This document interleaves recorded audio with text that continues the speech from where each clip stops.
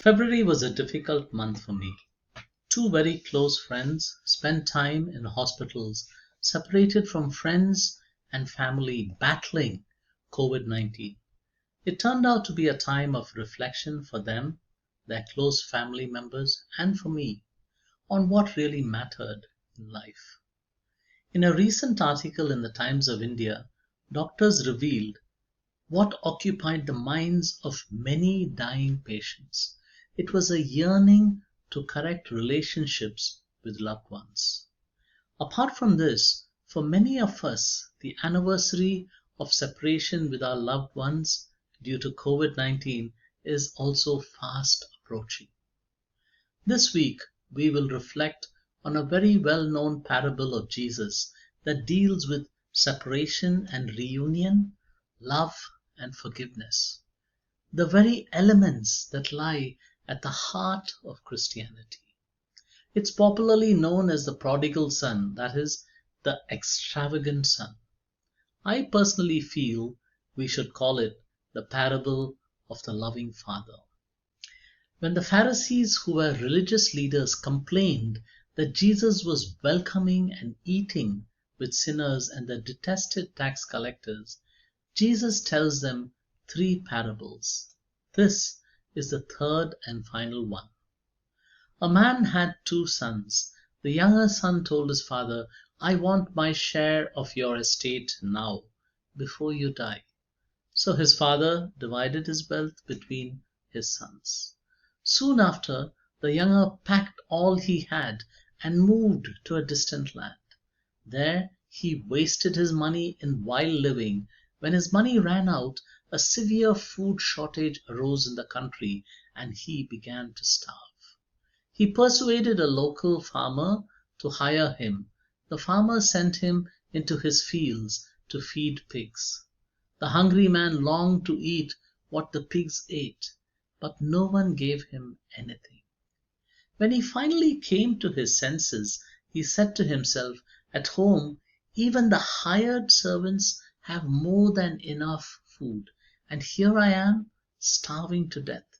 I'll go home to my father and say, 'Father, I sinned against heaven and against you, and I no longer deserve to be called your son. Please take me as a hired servant.'"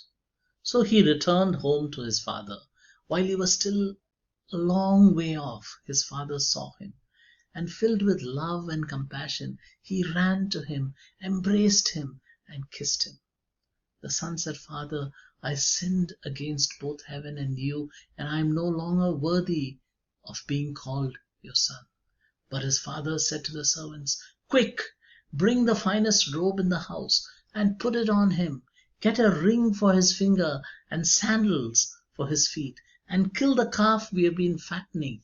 We must celebrate with a feast, for this son of mine was dead and has now returned to life.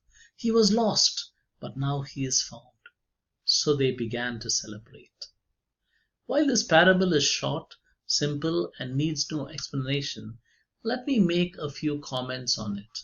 The parable contains the heart of the Christian message, the very gospel of Christ, or in other words, the very good news of Jesus Christ. It is a strong message of hope, of God's grace, love, and forgiveness, which is available to all, irrespective of who they are and whatever they may have done against God and men.